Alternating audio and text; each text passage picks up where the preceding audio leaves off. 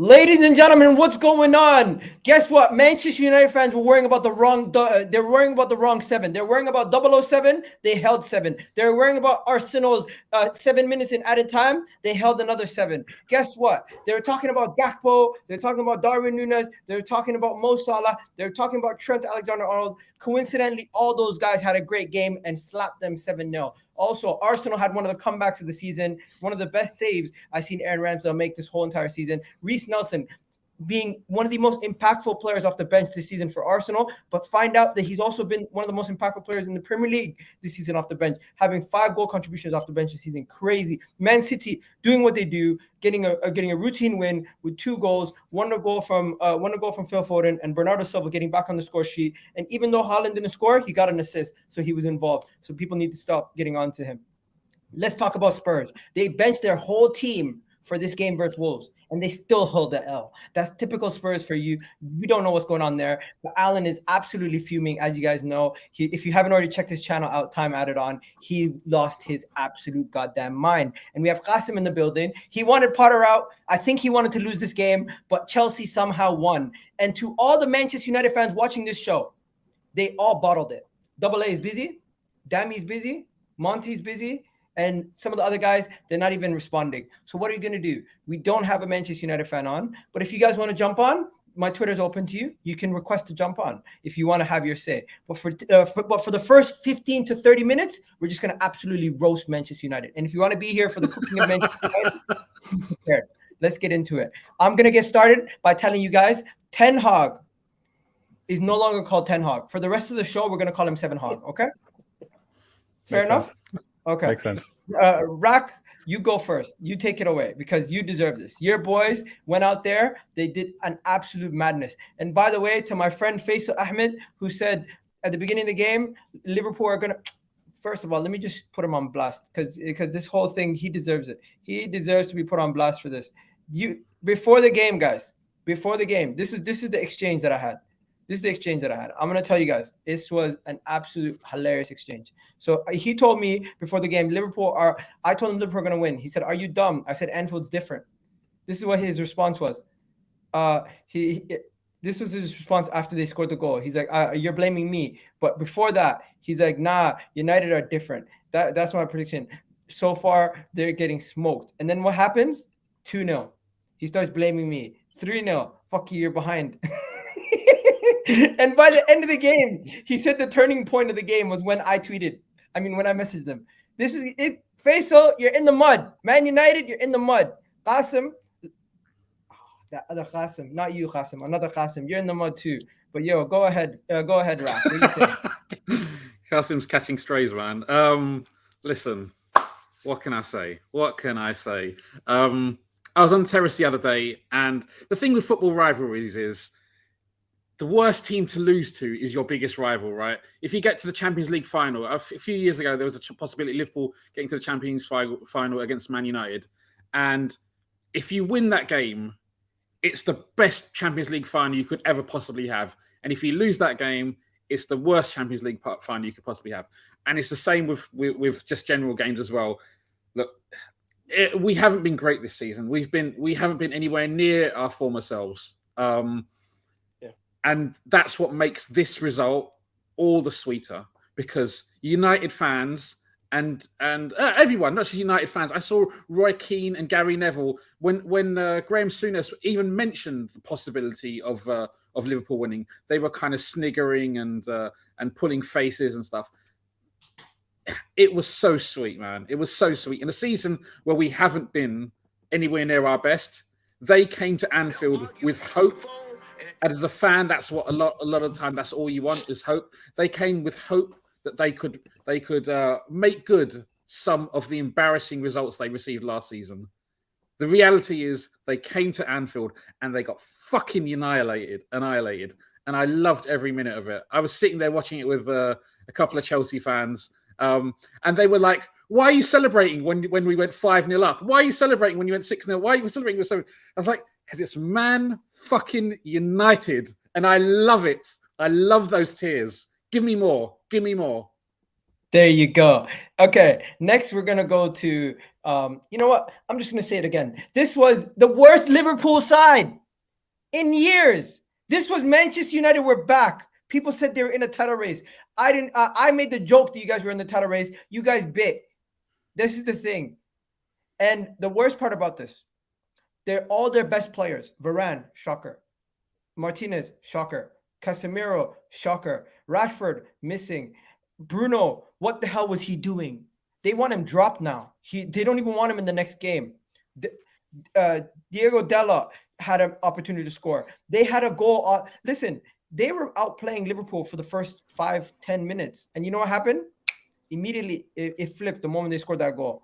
And yeah, to the people making fun of Cody Gakpo, to the people saying he's a flop, to people saying 007 Cody Gakpo, since then he dunked on their head.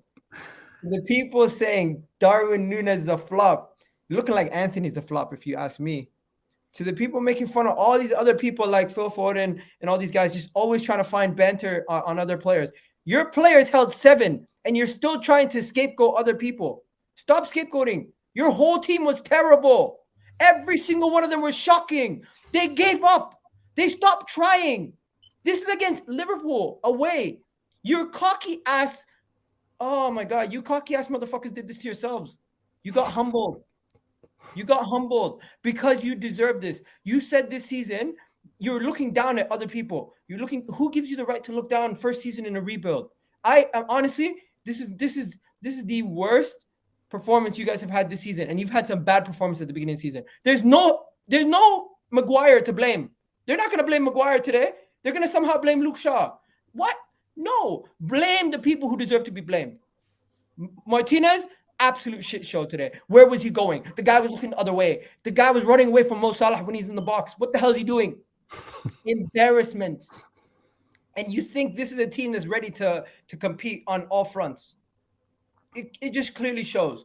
I'm not going to make fun of every single player because you know what? They've had good seasons. But today is very worrying signs, and you have to find a way to bounce back. If Manchester United do not find a way to bounce back from this, you guys not only for worrying about your position for top 4, it's going to be embarrassing if you drop out of top 4. If I see Man United drop out of top 4, woo! We're having a field day, boys.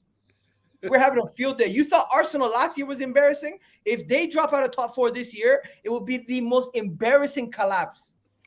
And you know what? There's no sympathy for the fact that it's his first season because you guys were saying Manchester United were back 2 weeks ago. You won the Carabao Cup and you celebrated it. You deserve to celebrate it, but you're still drunk from celebrating the Carabao Cup.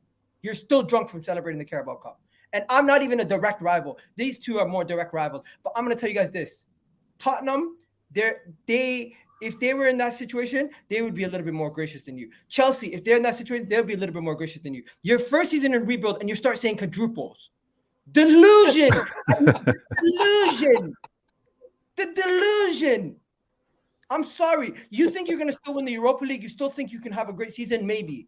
Let's see how you bounce back. Because this right here is the most pitiful, most embarrassing, most disgusting performance I've ever seen from Manchester United. And I'm not even a Man United fan. I'm just laughing at you guys. This is your worst ever defeat. And it's to Liverpool away. And it's under a Jurgen Klopp team that lost to how many teams? They got outplayed by Fulham a couple months ago. They got outplayed a couple weeks ago by Wolves. And now you're letting them do this to you? Dunk on your head tops? What? I thought Trent was the one that was going to get dunked on by Rashford. But Trent's the one doing last-minute tackles, making your guy dance. Bands will make him dance, they said. Bro, I'm done out here, man. I'm done out here. You guys, today, you're catching that smoke. And I don't give a shit. Monty, you better get on here. I see you in the chat. You said you care about your mental health. If you care about your mental health, you have the link. Jump on. Protect your boys. Don't hide. Protect your boys. You know what's wild? Mustafa's here. He said it's embarrassing from 7 hug skills. He's holding himself accountable. Anyways, go ahead, guys. I said too much. I digress. I mean, I'm a rival across the street of these guys, right? I'm the noisy neighbor, but I have to be noisy right now. All right, I got to be noisy right now. Rakesh, he's a kind man. He's actually holding back. I can see because he's like, you know what? I got all week to cook these guys. So he's holding some bullets right now. I can see it in him. But I got to point this out. And I love the internet. I love Twitter. because it's got receipts. Let's all in the chat, or those of you that aren't United fans, go and do a quick search and see the type of talks that they had for Ollie when he took 5. Look to see how they said this is unacceptable. No manager at United can take 5 and remain here. No manager can take us to where we need to go, taking 5 from Liverpool. This manager just took 7. And you guys were all telling me he's a tactical genius. He's the future. Oh, we haven't had these vibes since Sir Alex. Well, he just took 7. What kind of confidence do you have right now? Those receipts that you had against Ollie, you best go and clean those out. Wipe them clean. Because that same mentality that you had for him, you better have for this manager. And if you don't, you're a hypocrite. And if you don't, you're going to cover up the cracks that are already showing. He's not the guy you think he is. All right? This pragmatic, what is it? The lowest or second lowest defensive block in the league? You think he's doing some things? Nah, he's fugazi. He's faking it until he can make it. And he just got exposed from Liverpool. And this has not been the Liverpool that we all know. This has not been the Liverpool that have been slapping teams up. For them to have done 6 in the second half. What did Ten Hag tell him in the first half? What did he tell him at halftime? What did he tell him? Because it did not work. And I am so happy for this. I got some United fans that are calm. I'm calm when I talk to them. Everything's chill. But then there's some fans, there's some content creators, there's some in the spaces that their minds are blown. They're crazy. They don't live in reality. They absolutely don't live in reality. The reality of Liverpool, 7 destruction against United. The funny thing is, it's not going to humble them. They're like Dory, my daughter, Finding Nemo. Dory, the one that kept forgetting things. She had no memory. These United fans next week are going to forget all about this. They're gonna forget all about this. It's gonna be like, oh, we're still going to win Europa. They're gonna. Oh, we're still. Yo, my man, you're killing me with the look. Can we stop? Everyone in the chat, give Monty a round of applause. He didn't have to come on. He came on. Hold on, is it Monty? Is it Monty? We can't. Yeah. Show your face. Yeah, great question. Show your face. Great question. Just quick flash. Say a word. You got to say a word then. Let's get this voice recognition. What's going on here? Alan, behave. Hi, Monty. We care about your mental health. Say something, please. You know what? I've said enough. This is going to be a great show. I'll hold back on a few things. I think the stage should be his. Well, first thing I want to say is I didn't watch the full 90 minutes. I was asleep. I had a great night last night.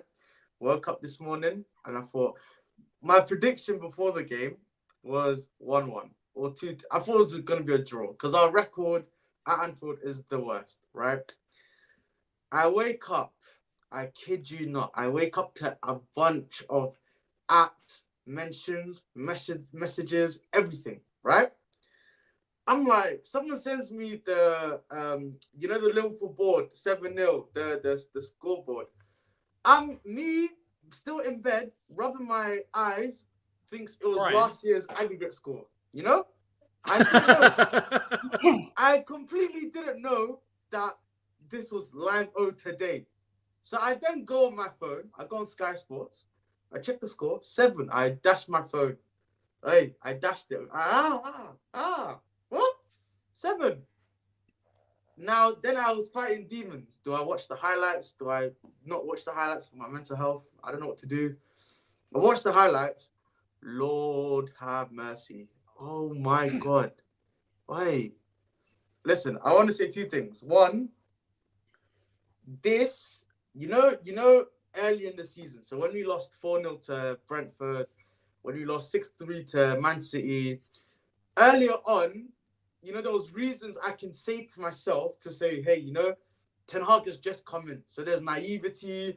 There's, players are not fully into the system. We're still going through the rebuild, right?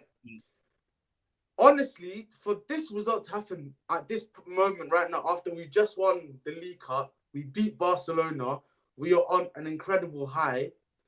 It's like, oh my God, like, what is going on? And listen, like, so many players today had bad performances. And I will still stand and protect my players because this season they have shown me that they are capable of being a very good side. Like, our performances have shown that.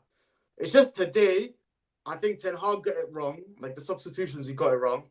And I think in general, when you know our record, especially, have these guys forgotten last year? We lost 9-0 to Liverpool on aggregate. So like for me, once it should have got to like 3 or 4-0, just defend. I can't lie. Like 7-0. Now, you know, Liverpool fans are watching last year's action for satisfaction. Now they've got another bit of satisfaction to enjoy with this year's videos. Like, bro, that's not satisfaction. That was not satisfaction. That was prostitution, Neil. That was not satisfaction. That was something else. Watch your tone. That was something else. I'm sorry, Hoya, if you're watching. I don't know what that is, but honestly. Nah, listen, I'll be so rude. You know the guy that I have been screaming his praise throughout the entire season, Lisandro Martinez. Yeah, I have absolutely. He's been a revelation. Honestly, he has not put a foot wrong apart from the Brentford game where he got subbed off. Right. Today was his worst performance in the United shirt. That's just that. Like what Salah did to him was honestly illegal. Like honestly, it was so bad. But like, listen, at the end of the day, it's one result. We're still in the FA Cup. We're still in the Europa League. If we end the season with another bit of silverware and we're in the top 4, 2 cups and top 4, I'm not gonna hate. Like if you had told me that at the start of the season, I would have honestly, after last year's calamity, I would have bit your hand off. So, listen, enjoy this on Liverpool fans, enjoy this on rival fans, but, yo, I've checked out. You know what, that's a fair point, but let me just ask you one more thing. Where was Martinez going in this situation? You got the picture, in it. Where was he going? It reminded me, remember Messi and versus Boateng that time, where Boateng just fell over like a tree? It kind of reminded me of that. Like, it's mad. Where was he going? You know what that reminded me of? It reminded me of Messi and Gavardio in the World Cup. Messi spun Gavardio. He was nowhere to be seen. This one was rude. Like, you know, this season, because like the Brentford performance was so long ago, Martinez has actually been the staple of the United defense, right? So he's not had any bit of dirt. Like according to rival fans, according to us, this is his biggest. This is his first dirt, and God, for it to happen at this game like that, I honestly feel for him. Like honestly, bro, get your chain back, man. Because like, you know what? This is the funniest comment. Hezbollah got sent back to Argentina. That's mad. You know that picture? Put that picture back up of Martinez. It literally looks like he's defending, and then literally he's either got supersonic hearing like Superman, hearing a crime, and he's dashing off, or he's like there's put a Martinez single in the sky for him to go off and fight crime. He's literally it's FIFA. It's FIFA when you put that.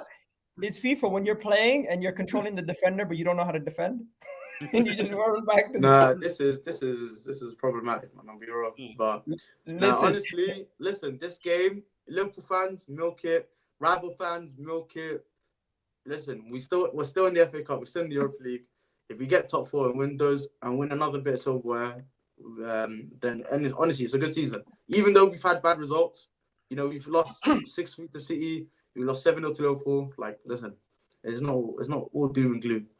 You know what? Can you answer one thing? Vader said something. Man United fans are not seeming to hold Ten Hag accountable for his faults in this game. Do you feel like there should be some accountability on his part as the manager who's overseen your worst ever defeat in your club's history and conceded 6 goals in second half? Honestly, he does obviously have like blame in this as well. Like he has to be held accountable. However, saying that, he's been sensational this season, and everyone can agree. Like, remember the United from last season, and look at us now. Obviously, barring this result, like we've been a completely different side. So, again, he's in his first 7 months in a rebuild. He's gonna learn from this. Like at the end of the day, he has to use this as an opportunity to like make sure that these type of results don't happen again. The fact that it's coming in his first season, like again, like is shit. It's horrible, but fuck it. Like I'm saying, I'd rather this happen now than in like 2-3 years time. So fair enough. You still got 2 more people who got to cook. Alan's gonna go last because his camera just came off. But Qasim, people in the chat are saying Qasim's ball knowledge is elite. Come on, bro. Tell them, what do you got to say about Man United losing in the fashion that they lost? Yeah, mate. I'm the GOAT, bro. I'm the GOAT. I told you that before the I am. I said that to you before, Regal, and I wasn't joking. He Bro. said it, and Liverpool were going to win back, if you don't know. Yeah, bro. I said it. I came. What happened was, Regal, how it all started it. Okay. I watched you in the morning with that Man United guy. It's called Kaz or something. I don't know what his name is. Kaz or something. And he was very cocky, bro. He was very, very cocky, bro. I said, we're going to do this, we're going to do that. Anyway, I went to a live stream in afternoon time, and I will talk about the result, Premier League, the result, not just Chelsea. And I said, literally, early kickoff 2 o'clock today, Nottingham Forest versus Everton is going to be 2-2. And I finished 2-2. And after that, I said, listen, that game, Man United versus, Liverpool versus Man United, I said, listen, Man United didn't go form like now, but listen, I'm not going to lie to you. And I literally said that. I'm going to send you the video, guys. I said, player like Nunes and Salah, I said, I think Liverpool going to slap Manchester United. Considering Manchester United in top form. And guess what, bro? Listen, what my Man United guy here missing is 7-0 in a derby game. That is not any game. That is Liverpool over the history, over the years. Liverpool, Manchester United is not love lost. 7-0. That is just taking it to another level. Fam, we lost 9-0 last season on aggregate. I can't lie. No. Just let me say something. On aggregate, one game, bro. Forget on aggregate. Nah, still. No, let me say something. Let me finish with this, right? I remember last year my son had a game. I think he was playing Manchester United, my son. And I was in the motorway and I was listening to Manchester United. Listen to this very carefully. I was listening to Liverpool. No, it was Manchester United versus Liverpool. And it was 5-0. And I saw Klopp on the touch line was saying, because before the game was protesting, the Man United fan. And I was saying, Klopp saying to his player, take your foot out the gas. 5-0 is enough. So that means 7-0 today was an accident. That should be happened last year when they won 5-0 as well. So last year, if Liverpool second half didn't get the foot out the gas, they should have won 7 or 8. So today, I wasn't surprised, bro. That's why I said Liverpool was Man United. Okay, Alan, time for you to unleash the shackles. If you guys don't know, Alan has a lot of smoke for United fans for some reason. I don't know why. But talk to me, Alan. What do you say? No, I don't really have smoke for United fans. I like to say I come on streams. I never hide when Spurs lose, and I expect it in a bit for everyone to rip me, and people are open to do that. But I give out smokers, evenly all over the place. So I praise Man United for winning the cup, but now I'm going to give them it because they absolutely got whooped. Here's how embarrassing it is.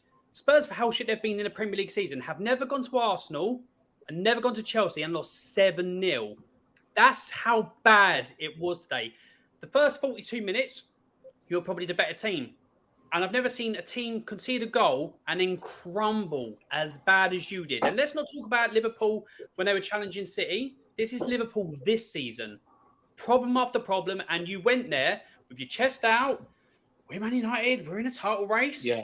Now, literally, you're all coming here going, I don't know what happened. Oh, it's so embarrassing. You got absolutely whooped. Bruno Fernandes is an absolute embarrassment as a footballer. He's one of them he literally gets up and goes like that. Where's the foul? This is and the other. And then when he doesn't get his own way, he's a petulant little child. You would love him in your team. Hold on. He literally, when Ronaldo was there, he was like that, wilting in the shade. I can't do anything. Now, things like that, he's like puffing out his chest on the big eye, and he was absolutely awful today. Your so-called best back line and all that, what were they marking? They weren't marking shit. Literally, they were all off in the stands having burgers with the fans and like chilling with them and all that. They weren't nowhere. So that was embarrassing. De Gea, remind me of Fraser Forster. I can't get down to say shit. Everything was going in the corners, and he was like, just looking like, he weren't doing nothing.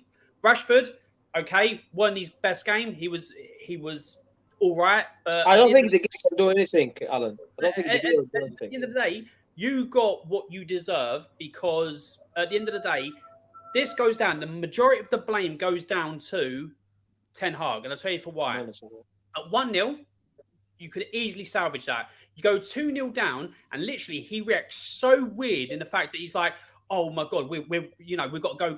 At the end of the day, if you had just resorted back to what you were doing in the first half, you were in the game at 1, even 2-0. As soon as you went gung-ho, Liverpool, with that front attacking line, the pace and everything they've got, had a field day. You got to see people who are slow and inadequate defending when they're stretched, when the game's stretched and they're having to chase things. You see them all out of position, can't mark anything like that. When they're actually holding and it's 0-0 or stuff like that, and they're in the game, they can sit back, be compact, and in attack.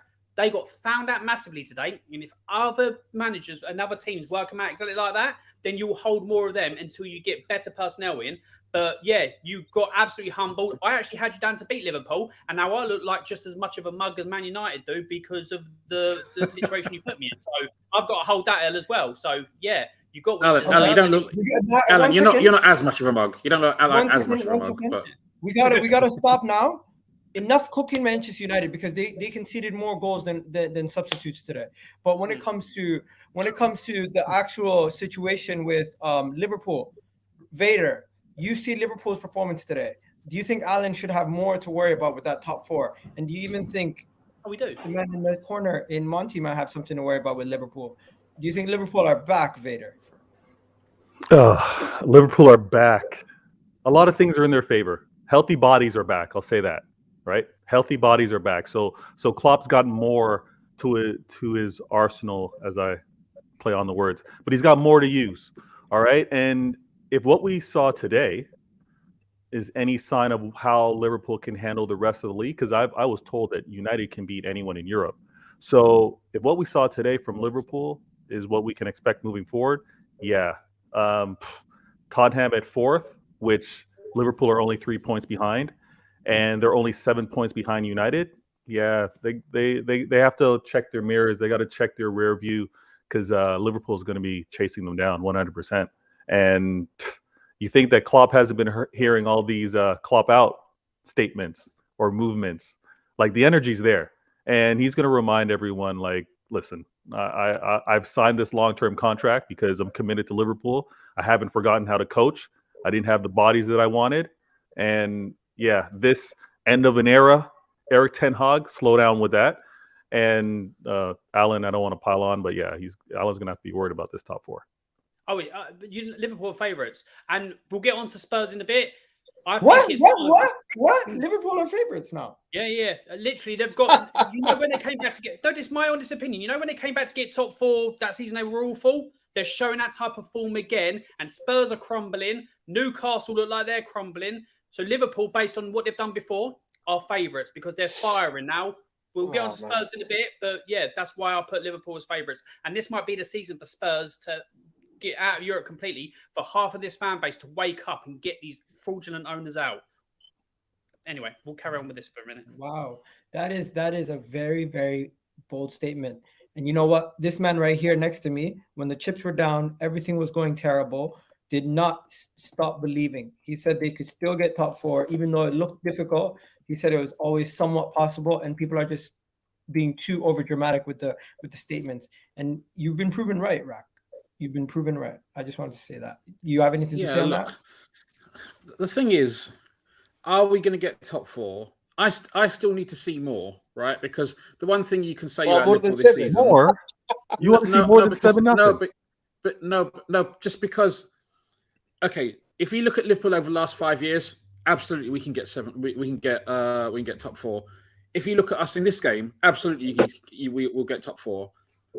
But we are a little bit unreliable. We've been unreliable this season, and we've always been there or thereabouts. But it's about us turning around our form, not for one game, but for several games. Last week you played against Palace. We were awful. We were really, really bad. Like, if you ask me after that game, are we going to get top 4? Based on that performance, no. But we showed today that, like I said on the terrace the other day, like when we play against top teams and we're up for it, we can beat any team in the world. We were the first team in Europe to beat Napoli. We're the first team in Europe, I think, to beat City. And we absolutely annihilated Man United today. First half was relatively even, and second half, obviously, we all see it. There's no, I don't have to explain it. So if we continue to play like this, or even 60-70% of this level will get top 4. But we have been a bit unreliable. So I want to see it next week, and I want to see it the week after that, and I want to see it the week after that. And then if we keep doing that, we'll get top 4. You know what? There's a special guest, guys. Special guest. He hasn't been on a show in forever. Hey. Stro, you guys don't know Stro. He's a big-time Liverpool fan. He just wanted to come on and say, yo, because he hasn't been on in a long time. Bro, take it away. There is a Manchester United fan in the panel. You could probably guess who it is. Go ahead, Stro. What are you saying? That was good, man. I promised you I'd return, so here I am. What's good, everyone? How are What we? a return, eh? What a wonderful return. Talk to me, man. Yo, I'm over the moon, man. Like, obviously, United fans are just, look, I get it. It's your big cup final. It's this, it's that. But it's like, you man held 7. Like, that's a disgusting performance. Like, that second half is... I think it's first half, United were arguably the better team. Like, realistically, they were arguably the better team. Like, when you in a big game at Anfield, when you survive the first 15, 20 minutes, you're like, you might be able to ride the wave here and you might try and nick one on the break. And it was always that concern, especially with the way we've been this season. What on earth happened in that second half? Like, it's embarrassing. Like, and the thing is as well, it's not just holding the 7 and it's like their biggest defeat in God knows how many years, but it's the man of the defeat. The captain, you've got Bruno Fernandes wandering about, like throwing his arms up at everyone, demanding to come off with 15 minutes to go. Like, that's your captain. Like, that's it's embarrassing. Like, so bad. But I'm loving life, man. I'm going to enjoy the next 7 days. There you go. Let's get it. Now, we got to get into the title race because my guy Vader is going to be heading out. But it's good to have Stro here. We got 2 Liverpool fans here to talk about the title race. And we also got a Chelsea fan and Man United fan here to talk about the title. Alan is just going to come and give me smoke because he hates Arsenal. But, hey, it is what it is. Let's get into the title race. You got Arsenal with the comeback win of the season. Also, by the way, Stro, we've been talking about Liverpool Man United for 30 minutes, so don't think they didn't get cut. Man United fan came on just to hold that smoke, and he left now. But you guys, I respect that. He had to come on. He came on. He showed his face. He didn't show his face. He didn't show his face. Let's be honest. You know what? He's still here. Big up to him. Let's get into the title race. Vader, I'm gonna bring you up to the top row now. We gotta talk. When it comes to the title race, you've been talking to me about Arsenal. They're gonna have to show me. They're gonna have to show you more. They're gonna have to show you more. Now, before we get into your game, I'm just gonna say, you guys win. You guys winning put us under a little bit of pressure. But our game was the story of the night. The way that we came back, the way that we were down. And you know what? It reminds me. Take yourself back to 2017, 2018. I know you have me on Twitter. You've probably seen the tweet where I tweeted out Bournemouth, 2017, 2018. Anyone who doesn't know, they conceded a goal in the 13th minute to Bournemouth away. By the end of the game, in the 97th minute, with the same foot that Reece Nelson took his shot with, Raheem Sterling scored a 97th minute winner. They celebrated that goal, and that's things of champions. Arsenal, the other day, did the exact same thing, almost in the exact same circumstances. It's conceding an early goal, having to come back in extra time, scoring a 97th minute winner. And if you guys think I'm joking and I'm making this thing up, and I'm not. I literally have the stats. No, you're not, Igal. You're right. Aguero got sent off as well. And people saying the celebration was over the top. You're crazy. The performance and the comeback in that fashion. Both teams in this situation deserve to celebrate, even though it's against Bournemouth, right? But yeah, talk to me, bro. What do you think? Do you see enough to say now that you were worthy title challengers? What is it? Listen. The performance of the weekend was very strong, very deserving. And did it show me anything new? I'm gonna be honest with you. It didn't show me anything new. It kind of actually raised a few questions for me. But the way you got the win, I give credit to you. But throughout the match, and I'll be honest with you, before it even started, I was like, nah, Arsenal's getting their 3 points. I'm not looking to get a favor or anything happening here. I'm chalking it up. You guys got 3. We handle our business in the morning. Sorry, it's the morning for me out here. But when I hear that you guys are down within a minute of the game, and it looked like they probably deep something with regards to how you guys set up at kickoffs, because it was like that was a practice play. That was something that they've like, you know what? They've rehearsed. Here's how we're going to do it. And they caught you guys. Fair enough. They then defended for their lives, and they were lucky.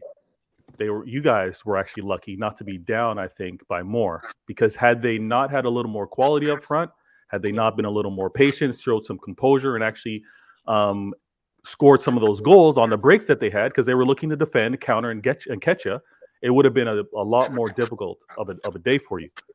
But the questions that I have, I'm like, why are you guys struggling at home against a relegation team during this run, right? During this run that's supposed to happen.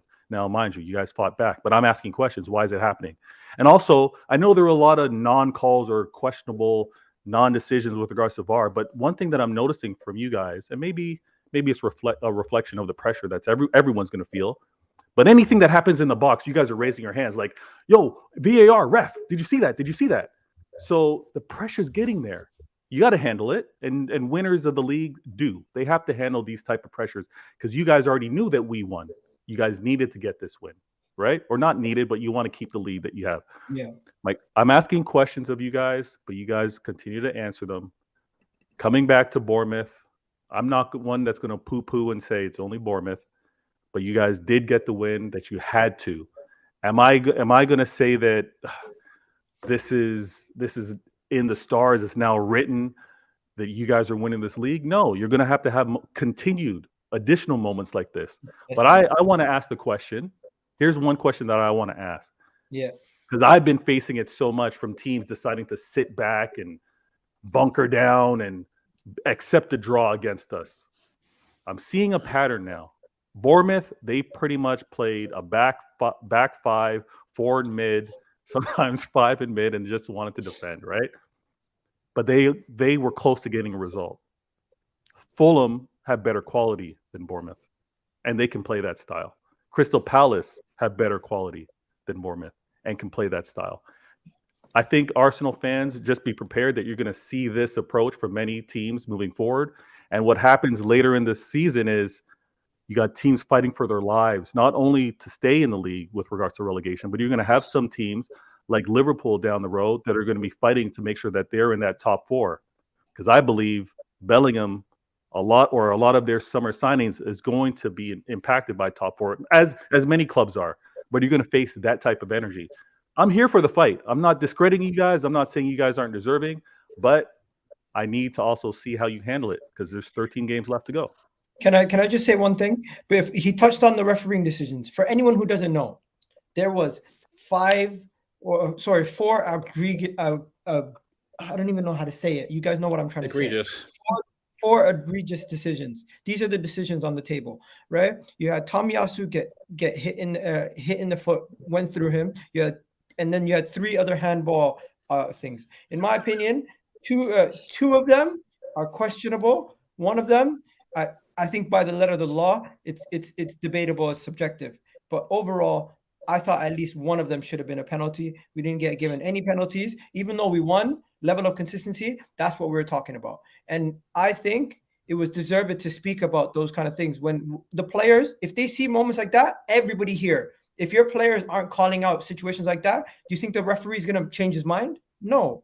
You have to call them out. And I think referees are not held accountable enough. I think Premier League referees should be doing something similar to the NFL. Stro, you know what I'm talking about. Challenges. Monty, you know what I'm talking about. They should be able to challenge these referees. Vader, you know what I'm talking about. There should be some sort of challenge to challenge these referees, because these referees are getting away with absolute murder, and there's certain things that are subjective, but by the letter of the law, it doesn't seem like they're following it sometimes, and they're just kind of interpreting it whichever way they want to. But hey, I digress. Okay. Let me say this. Go on. I was going to say, I'm worried. You're good. No, you're good. What I'll say is, not too long ago, not too many years ago, I also thought that, you know what, after every game, referee should come out and explain their decisions and stuff like that. But then, also when I think about that is more to satisfy fans' dissatisfaction than to do anything about it. Like, the reality is that going to change anything? These guys they are trying to make the right decisions. I don't believe in corruption in the Premier League. I don't think referees are getting paid. I don't think there's any kind of vendetta or agenda against Arsenal or Liverpool or City or any of that kind of stuff. These guys are trying to do the best they are. So for them to come out and speak after the game, sure, they may have made mistakes. Sure, VAR may have made mistakes. I don't know. I know. You know, you talk about individual, but the thing is, them coming out and doing that is not really going to make any difference in a tangible sense. All it will do is give fans some like, oh, okay, he's come out and said he's made a mistake, or he's come out and denied he's made a mistake. That's yeah, it. Really. But the thing is, with fans, all we want is consistency. So if you look at the Tomiyasu one, it's Andrew Robertson got a penalty against him against Brighton. Arsenal's penalty against us. Like, there's numerous times where the decisions are being given in most games, and then in some games it's not, and that's where football fans have the biggest issue, is the lack of consistency. And it's the only league in the world, and it's supposed to be the best league in the world, where we lack consistency in the decisions that referees are making. And no one's saying, look, it's corrupt or anything like that, but it's like the decisions that are being made by the people in VAR, by the fourth officials, by the referees on the day, it's poor. And this is supposed to be the best league in the world, and it's like we've not got the best officials. There's a reason why, and I go back to this style all the time, there's a reason why in the World Cup only 1 or 2 of our referees got selected. That speaks volumes. And then we're putting these people in charge of the VAR. But you can't have more than you can't have a World Cup with like 11 English referees either, right? It's always going to be referees from all over the country. Ultimately, referees in these other leagues also make these mistakes, and fans and those leagues also call out corruption and stuff like that. But it's really, it's just, I understand fans get upset, and you know what, you're right. It would be nice to have consistency. I agree, but to ask referees to come out and explain themselves after, I don't think that's going to make any difference in terms of actual. Is that going to improve refereing decisions? I don't. Yes, I don't want referees to explain themselves. I just want them to be able to be challenged throughout the game fairly by managers. Where I feel like that would bring a healthy environment where managers can get then solutions in the middle of the game instead of going to a fourth official and getting a yellow card. They can actually but on a practical level, how would that work? What would you? The way would you want the game to stop? The manager to walk over to the referee, or the referee to walk over to the manager, have a chat, and then walk back. And in the middle of the game, you put up you throw something onto the field, like a flag or something, similar to NFL. like a handkerchief. Yeah. This is something that that I find difficult to judge, right? When you put some stills up, when you see the game, we all have to remember that football is a contact sport, but it's the impact, it's the level of force that really determines a foul or not. You can't touch anyone in the 18-yard box. You can't foul anyone in the 18-yard box. Going back to that still that Igal had with regards to him and I think Tomiyasu, it's like, yeah, there was contact, but it was like, was it forceful, or was it at the same time of making contact with the ball? I don't know, because it's a still. But those are all things we need to kind of like understand. I think VAR needs to do what it needs to do and work in the background. Don't stop the game. Have those that are in the booth review it, the multiple angles that they have, and determine whether the ref missed it or not. And it's got to be clear. It can't be possibly. What about this, guys? The mic, because I know they said they would never mic them up because of players swearing and cussing, and they want it to be a family show. But do you think they would ever mic them up? Yeah, because have you seen it in the Australian league where the guy makes the foul, but then something happens off the ball, and then you hear the guy in VAR, he walks him over to the screen and he goes, right, this is what I'm going to show you. I'm going to show you 2 angles. The right foot makes contact, it's high and it's dangerous, but the VAR talking him through it because the referee missed it.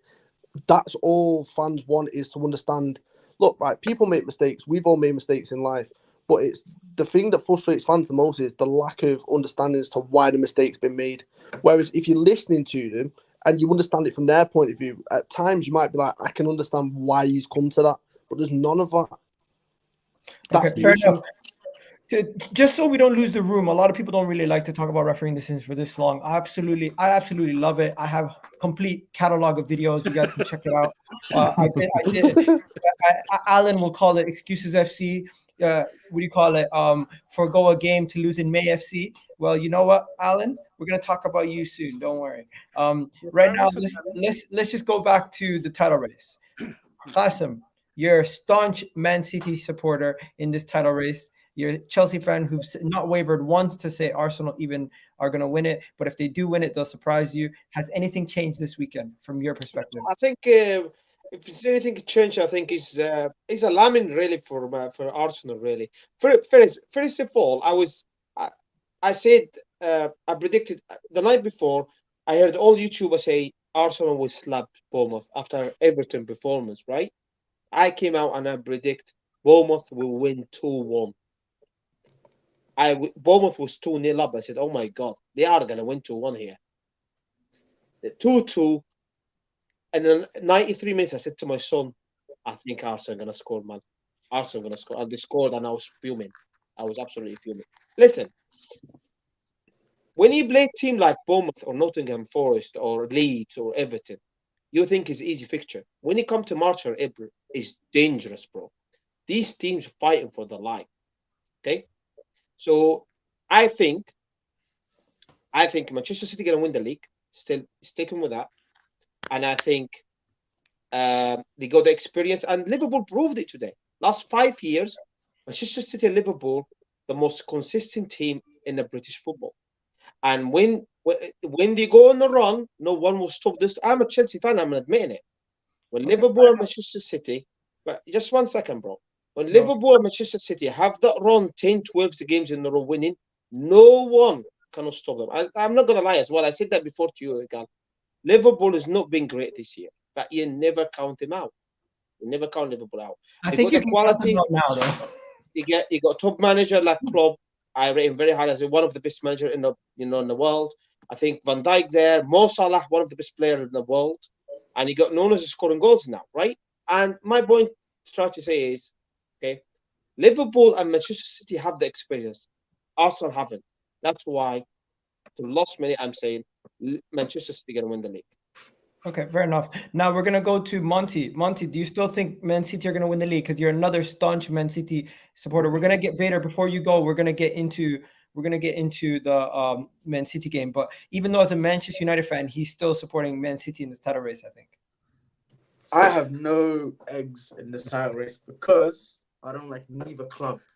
So for me, it's like in the last 5 years, I've watched both my biggest ups go for league titles, domestic honours, European honours, and now I'm seeing my main up and my second up and my third up. So it's like what's going on here? You know what I'm saying?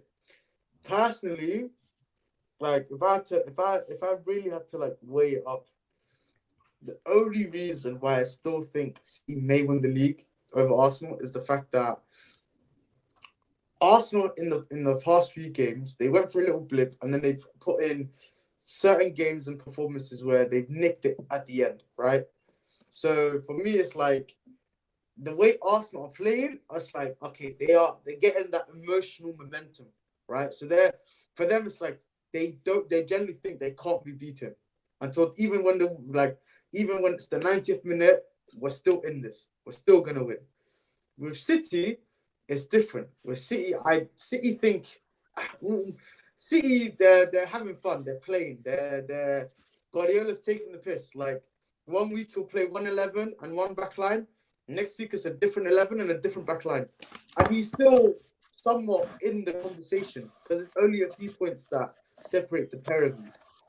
Honestly, like I just can't stand Arsenal fans, to be fair. So I think in general it's like I'd rather City like get the title because like everyone says, oh, the 3P, we done it twice. So for me it's like if City have their little one, it's okay, it's cute. But Arsenal, I have age mates here. I have friends that are Arsenal fans that are my age or younger, yeah, and they have never seen their team win the league. Never seen their team win the league. So for them, this is league title number 1. Some people are too young for the Invincible. So for me, it's like watching, seeing my friends, seeing all of them, all these years of suffering. Like, I remember when Liverpool won their first league title, like in the Prem era, it was unbearable. I thought, oh my God, you give teams one league title, they lose composure.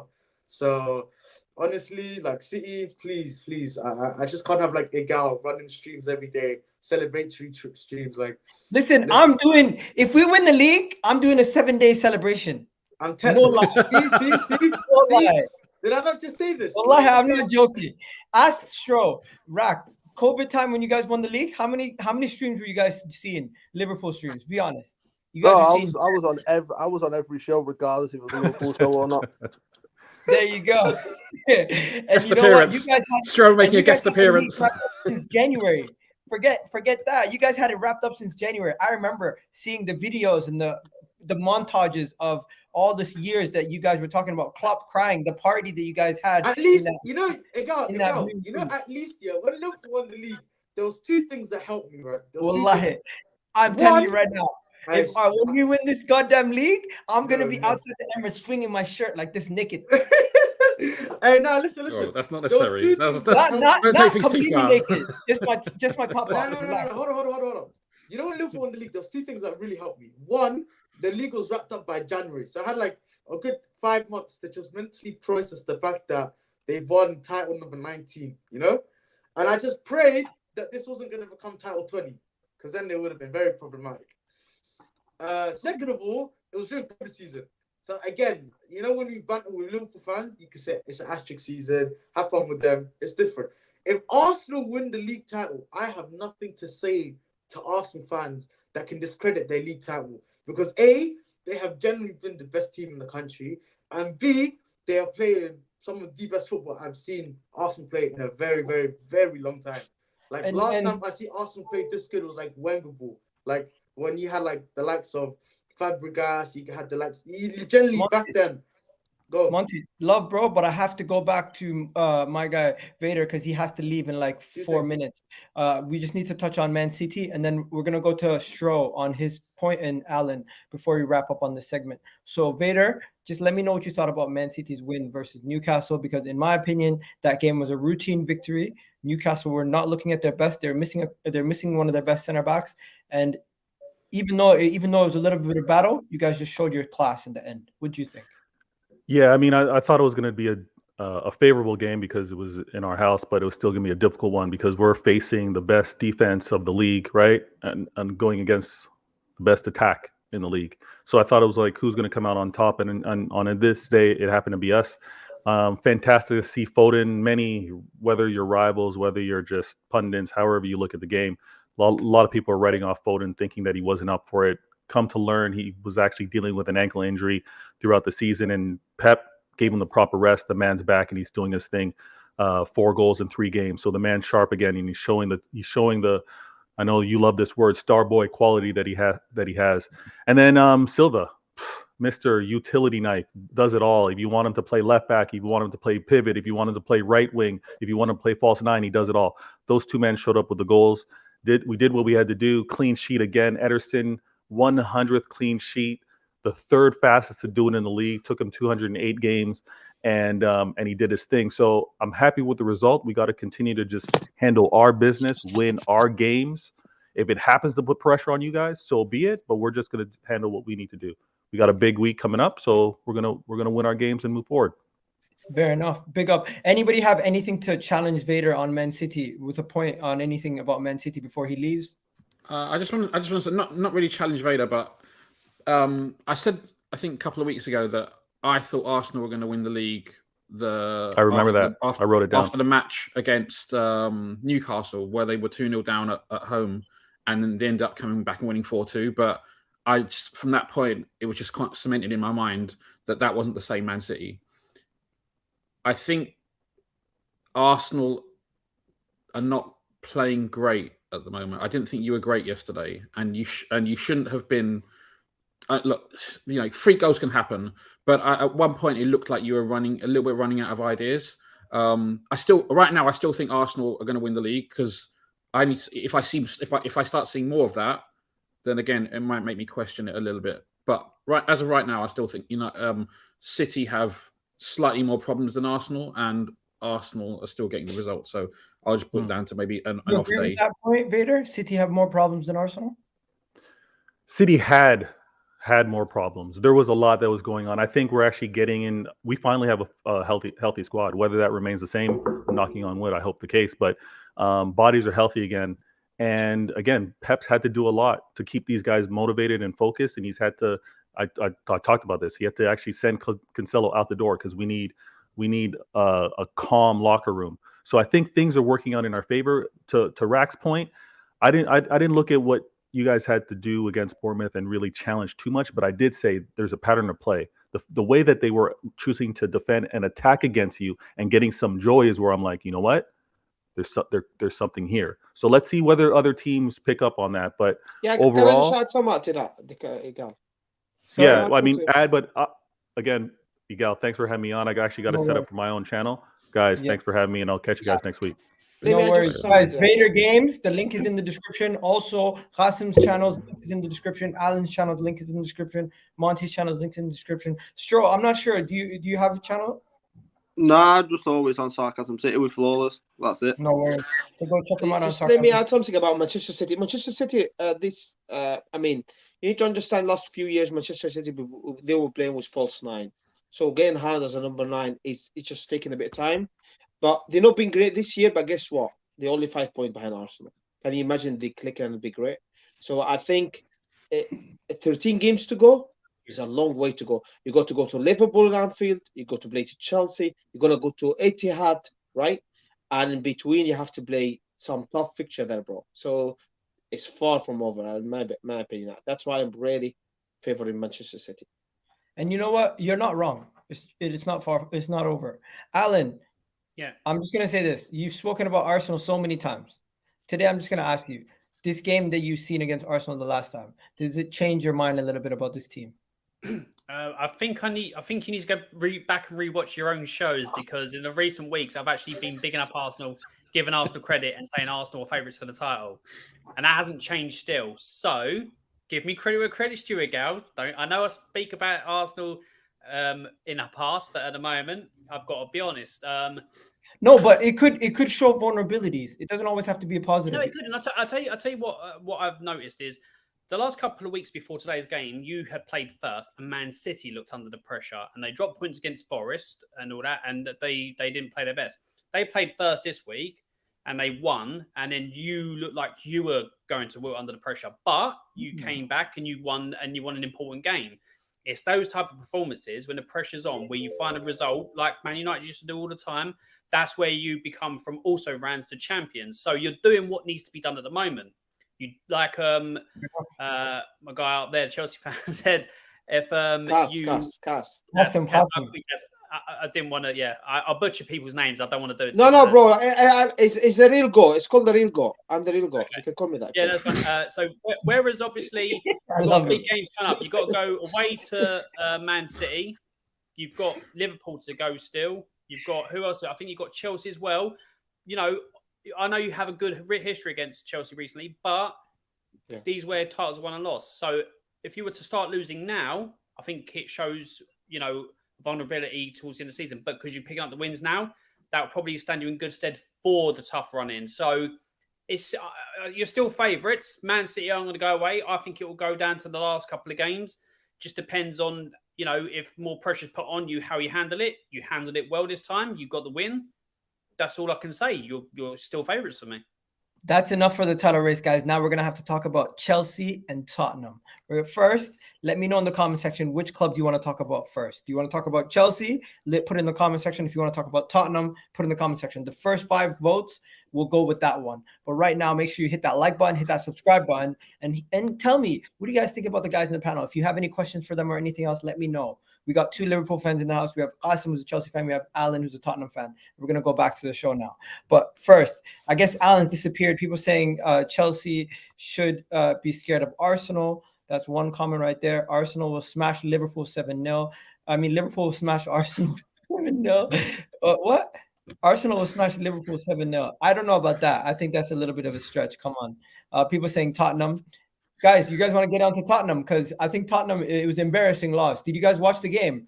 I watched it. It was Terrible. still Tottenham. Alan, what are you doing? Alan, what are you doing? I'm channeling Wayne and Monty. I'm Monty in disguise. You know what? That's funny. Listen, Alan doesn't have a balaclava, so he had to go get a hoodie. but I guess we have to start with Tottenham now. Guys, Tottenham saved their players all week to play against Wolves.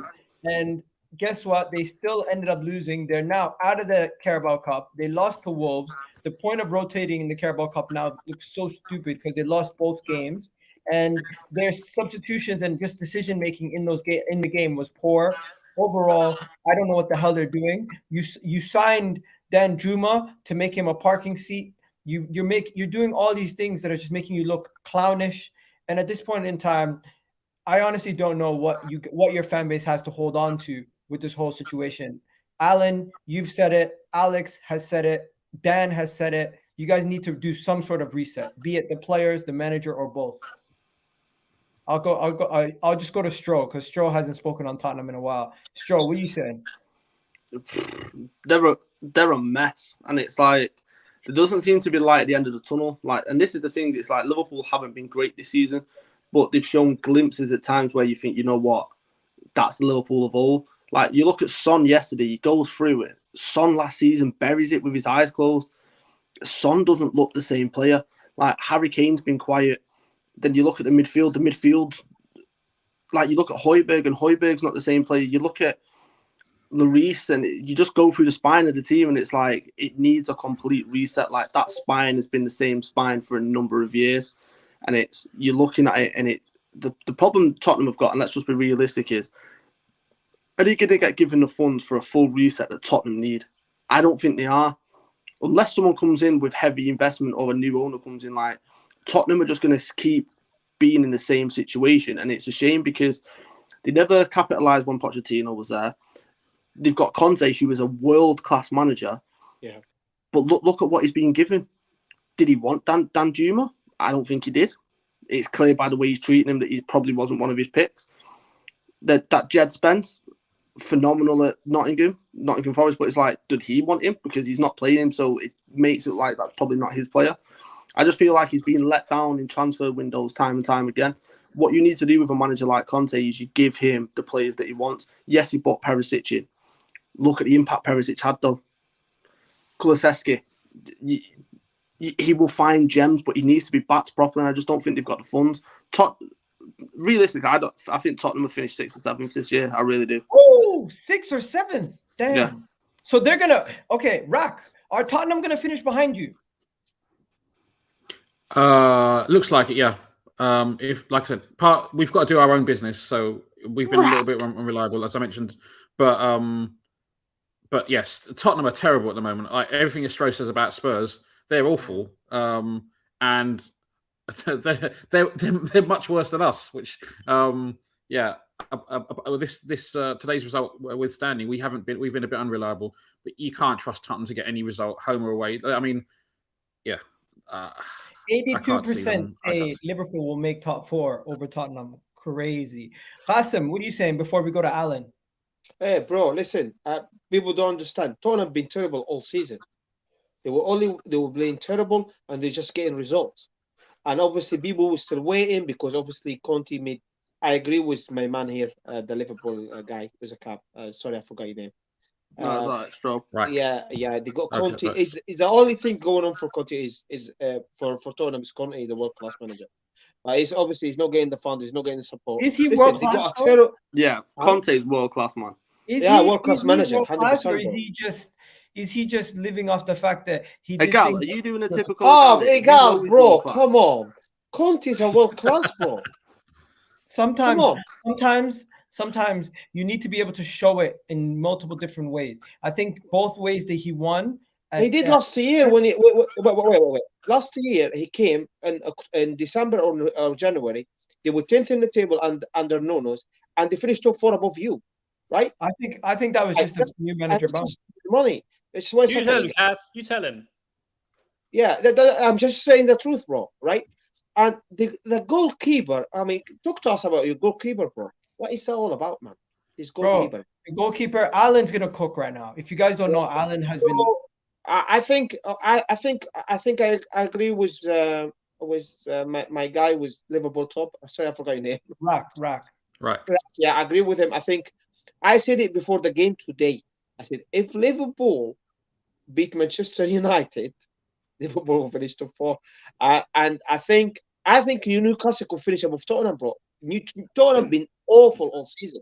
Been dreadful all season, bro. Ooh, if Newcastle finish above Tottenham, that would be amazing. But guys, so this is Stro, this is Rack, Qasim, Allen. If you guys don't know, just to remind you guys. And then going to Allen. Allen, I'm not gonna lie to you. I'm just gonna full screen the hell out of you so you can go speak. Because I seen the video you posted, and if anyone hasn't checked out Allen's channel, really good channel. As you guys can see right there, time added on. He went in on his players the last 2 games. Allen, first I want to know what you thought about losing in the cup. Then tell me what you think about this game. So this may be a bit of a long thing, so obviously bear with me. So losing in the FA Cup to Sheffield United is absolutely fucking disgraceful. End of. Doesn't matter if you rest players. How on earth are Spurs coming with the mentality, the attitude to rest players in that when we're looking for a cup which we haven't won for 15 years? How on earth are we doing that? For us to do that is just embarrassing because we should be putting a full team and beating these teams to get, like, if you beat Sheffield United, you get Blackburn, which you should beat to get to the semi-final. No disrespect to the teams, but you should be beating them. And then 2 games away from winning a trophy.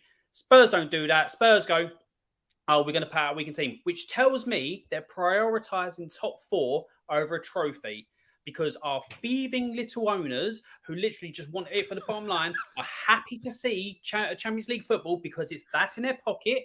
You'll go and do the F1 thing. You'll do NFL. You'll have Beyonce twerk. You'll have Lady Gaga. You'll have Tyson Fury. You'll have AJ. You'll have everything like that. If you look at Spurs and they describe their stadiums, all these events. It's all these events. And lastly, it says we also host Tottenham Hotspur football matches. What the actual fuck is that? We're in a tourist attraction. We're an event arena. That's all we are at the moment. With a running joke, the fact is that we are 15 years without a trophy and you do that. Right? So you wrestle them, you go out and try a thing. So then what you got to do is you got to respond. You got to come to walls and you got to. Now, I've seen Spurs fans that, like, after the match, the result go, oh, but we done really well in the first half. I don't give a fucking shit. You may have outplayed Wolves for 45 minutes. You didn't score. You didn't do nothing. And what ended up happening, you end up wilting in the second half. And for some reason, Spurs never have to be able to do it. Where you got Stellini or Conte in charge. The fact is, they leave it till 75 minutes to make changes when it's quite clear you really need to make changes because although you've had the better of the game, you've not capitalised on it, and now obviously Wolves are coming back to the game, so you don't do that. This is the mentality of our club. People going, oh, but Moura must be the better thing. Lucas Moura is leaving in the summer, and you're giving him more minutes than Danjuma, who was brought in to apparently assist and help us get over the line, more attacking options. This club is dumb. My club is actually fucking dumb. It's so dumb. We're backwards as a football club. All we are is a property development company, an events company. All that first and lastly, in the back of their minds is, oh, we're a football club. And the reason why is because they're doing all that for the money. I hope either whether it's the NSP people that want to come in or anybody else, somebody buy this club. I beg you. I will get on my knees for you to come and buy this club. I'm fed up of these people.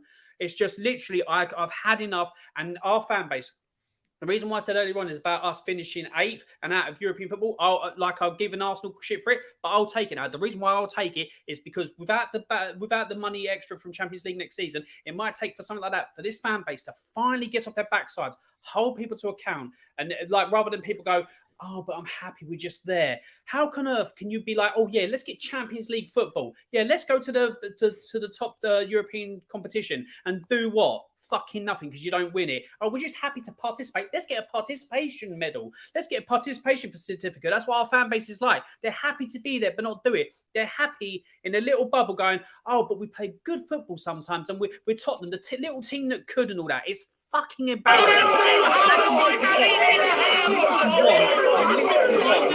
These owners out, and I want Conte out. I want a complete reset. A complete reset of this in total club. Slap it, get rid of Son. He's not performing. People go, oh, but he's still statistically one of the best teams around, one of the best players. I don't care statistics. He is not doing what he's doing. He's meant to be an attacker. He's literally dropped off massively. How on earth are you still getting there? Lucas Moura should not be playing. You still got a lot of dross there. I said that if you put 2 world-class players there at the back, you'd be higher up. The only saving grace is that would be that bad. One game where you could say Spurs actually were the better team for pretty much the majority of the game, that's Man City. Every other game, we've had to come back from behind against teams that we should be beating quite easily. We've been playing absolutely horrendous. We've been taken apart by smaller teams just because we are where we are. That's the saving grace. But I've had enough. I really have had enough of this club.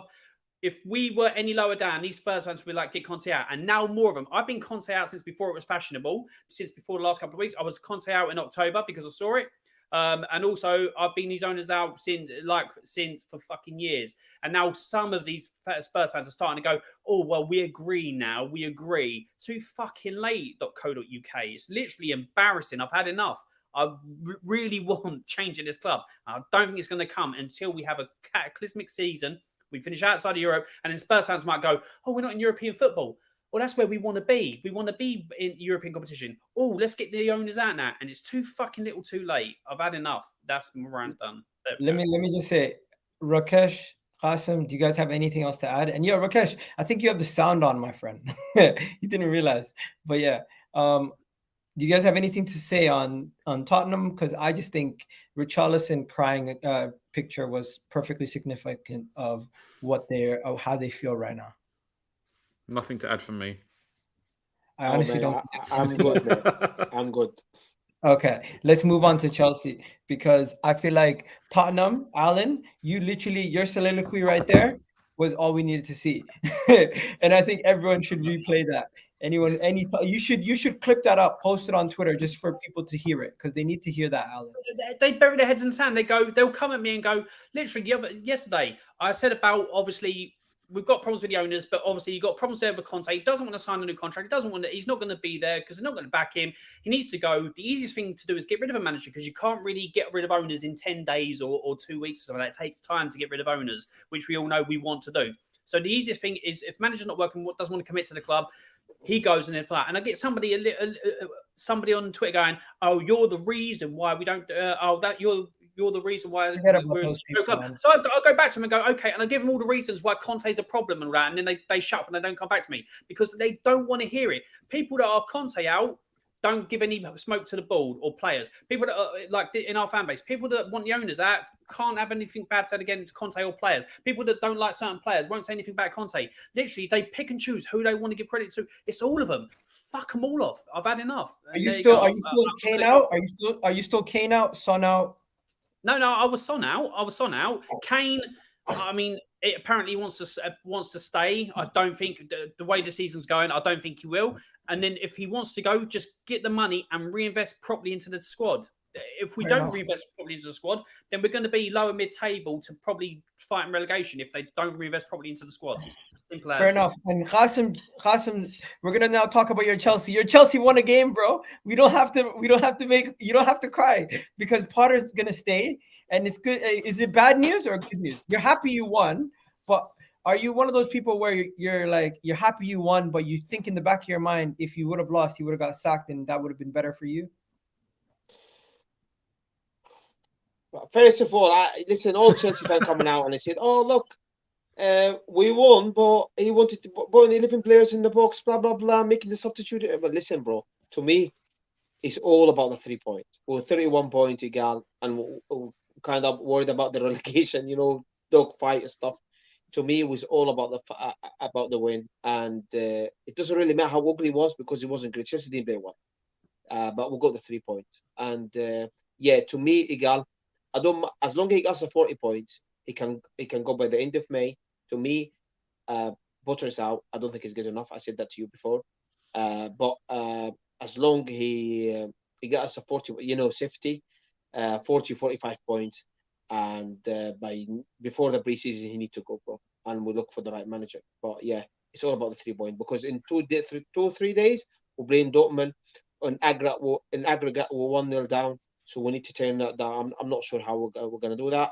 But yeah, it's all about the win now, Igal. It's not about how they play good or not. It's all about the win. The 3 points made to me. I'm not gonna lie to you. Terrence Tibbs said here most Chelsea fans wanted to lose. That's most on social media. No, not me. But me, the next bro, one, the next one's I know a lot of Africans. not me, bro. At the end of the day, I support Chelsea. I'm not supporting Graham Potter. To me, I work my team in a very tough situation. 31 points. We needed Chelsea to win, and we all agree the majority of the Chelsea fan want the Graham Potter out. So it's all about Chelsea. It's not about Graham Potter. It's relevant. Facts. You know what? I'm not gonna lie to you. I thought Chelsea would have been the fact that they won. They're actually less of a talking point because the main talking point was going to be around if Graham Potter's going to get sacked. Winning this game just prolongs the fact that he's going to be here for as long as possible, and I think it's a good thing that you try to keep the power in the manager and the board and get it away from the players because the players have too much power at Chelsea. They've always had too much power. They've always gotten rid of people, even when things were good. So yeah, Rakesh, what are you saying? What do you think about Chelsea? You think they could overtake you anymore? I don't think that's going to happen now. I mean, about Liverpool, I'm not super concerned about Chelsea anymore, unless we kind of start slipping up substantially and Chelsea start putting a run together. I had an eye on their game yesterday, and I don't think they did great, but they did enough to get the win, and that's in this situation. That's all that matters. Obviously, I don't want them to get top four. The worse Chelsea do, the better, as far as I'm concerned. But at the same time, I like Potter, and I think I said it before. Like Chelsea want to do a cultural reset. They want to change their way they're viewed. They want to have a long-term managers and grow the club long-term and be supportive. That's got to start at some point. Now, I think Graham Potter is a good manager. He's never managed at Chelsea's level before, and the owners knew that. But I think overall he's a good manager. I would hope that if you give him time, he can turn it around. The only way to find out whether that's true or not is to give him time and see what happens. Whether they give him time, I'm not sure. I think this is important. If Chelsea lose to Dortmund on Tuesday or Wednesday in the second leg of the Champions League, do you think Graham Potter will be sacked? I don't think so. I think there's a 50% chance that happens. Call me crazy. I think they beat Dortmund. I think Chelsea beat Dortmund. I think Chelsea will be. I agree with you, Igan. Chelsea will, but doesn't mean it won't change the fact to me. It won't change the fact. Graham Potter is relevant to me, bro. No. He might still have to go eventually, but right now it's the least of your issues. And Alan, you guys are going to beat AC Milan also. Doesn't mean you're going to go through. I expect you guys to win the next game, but you might not go through based on points or penalties or whatever it is. But you guys are going to win the next game, and you're going to make it a lot closer. It's not like you're done and dusted. You still have a chance to go and advance to the next round of the Champions League, even if it does cost you in the league with your rotation. Well, in regards to Ames, if you asked me a couple of weeks ago, I would have said, yeah, I'm not convinced now. I'm really not. What about Chelsea? What about Chelsea? Who knows? Okay, and I'm just going to say something even crazier. What is the chance Liverpool will go to the Bernabeu and do what they did against Man United today? Wow. Football's I'm not sure about that one. Listen, I swear to God, I never thought they were going to beat Barcelona when they beat them 4-0 at the Anfield that year. There's a difference, though. So, Igan, come on, it's different, bro. You have to... No, Igan, come on, bro. No, I know it's crazy. I know it's crazy, but I'm just asking the questions. This is how I lived. The day we lost 3-0 at the Bernabeu at the Camp Nou, I went to see my friend. I went to my friend's place. I was having a chat with him. He's an Arsenal fan, and I was like, "Remember they Barca missed a couple of chances to make it 4-0 at the end. Dembele missed one, and someone else missed one. Yeah, that's right. And I was like, look, if it was 4-0, it will be all over. At 3-0, we have a small chance, right? Going to Bernabeu is going to be more difficult than that. If we get an early goal, it's still highly unlikely. Look, ultimately, we're talking about a 1 in 100 chance. But if we get an early goal, Madrid haven't been playing great this season. They've had a couple. They just lost to Barca the other day. I think if it's a dream, like ultra dream scenario, but stranger things have Rakesh, happened. but I it's not will highly not unlikely. roll it out though. No, wait, I will not roll it out because I remember we lost to Real Madrid in the Champions League last year under Tuchel. It was 2-1 or 3-1, something like that. And we went to there and we were 3-0 up. And one goal for Alonso's been rolled out with a handball. It should have been stood, right? And obviously, I thought Tuchel made a mistake. He didn't see the game out by adding an extra midfielder, right? By taking the striker out and adding because Real Madrid's strength is always in midfielder, right? Kroos was there, Modric is there, right? So my point I'm trying to make is you never roll it out still, though. I mean, anything can happen in football. And you know what? I just want everyone. So I'm going to say Liverpool don't go through versus Real Madrid. Chelsea go through and Tottenham go through. I'm saying, and Man City, of course, they go through versus Leipzig. Yeah. Do you guys think Liverpool's the only team that gets knocked out? Alan? No, all of us get knocked out. What? What, Man City included? No. Us three on the panel. There ain't no Man City fan here. Us three, yeah. He mentioned Man City though, and I'm like, what? Yeah, okay. So you think only Man City advance to the next round of the Champions League? Yeah, there's absolutely no way. I know Liverpool have done it before, but anyone that believes they're going to go to the Bernabeu and overturn 3 goals and all that is on crack. Spurs aren't literally the way. It's Chelsea. No, I think Chelsea will do it. I think Chelsea are going to go through. What about Chelsea? I don't think you will, honestly. And I know, based on recent performances, how this Spurs team's moving, we're not doing it. So I think just the funny thing is, Chelsea against Dortmund, in Dortmund, I thought Chelsea were a better team Chelsea overall. were brilliant. Yeah. Yeah. And so you would expect them to come back to Stamford Bridge, have the home support behind them. You would, I think they've got a good chance. Yeah. But, but also, who knows? Can I just add something, Igal? It's very important, right? Chelsea, right, this year, they've not been great at all. But I agree with Rakesh there. In Dortmund, we should have scored a few goals there. But listen, as long as we have players like Felix and Sterling, Raheem Sterling particularly, we've got chances, bro. I think these two very dangerous players. I think Chelsea just gonna go through. I think Chelsea will win 2-0. I don't trust the goalkeeper, but I think Chelsea was just gonna make it through. You know what? I just had to mention it because I think that's like the next thing that you guys are all looking at, and we're not gonna bore you guys with Europa. I saw that. Arsenal women beat Chelsea 3-1 in the final. Yeah, congratulations to Arsenal women. You know what? Beating Chelsea in finals is were you pretty used to it by now? We lost the Europa League. Apart from the Europa League final where they slapped you. Yeah, we know. Anyways, we're going to wrap it up there, people. Absolute great show. Big up to Stro. Big up to Monty. Big up to Vader. Big up to Rakesh. Big up to Qasim. Big up to Alan. Links are in the description to all their channels. That's Qasim's channel, Q&A TV. That's Monty's channel. That's Vader's channel. And, of course, Alan's channel, Time Added On. Make sure you check it out every post-match reaction for all of their channels. They do post-matches and everything else. And Qasim did a show earlier today that he wanted you guys to go check out also. So make sure you go check that out. For now, I'll bid you guys adieu. I'm just going to say this. Manchester United in the mud. In the mud. United in the mud. Na na na na na na na na na. United in the mud. United in the mud. What'd you say?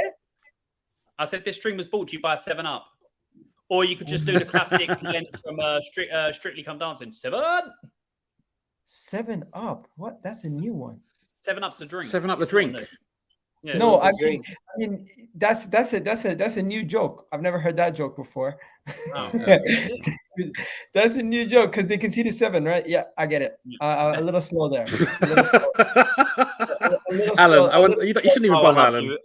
A little slow there. Listen, United is in the mud. Hold it down. You already know what it is. 1 hug, 2 hug, 3 hug, 4 hug.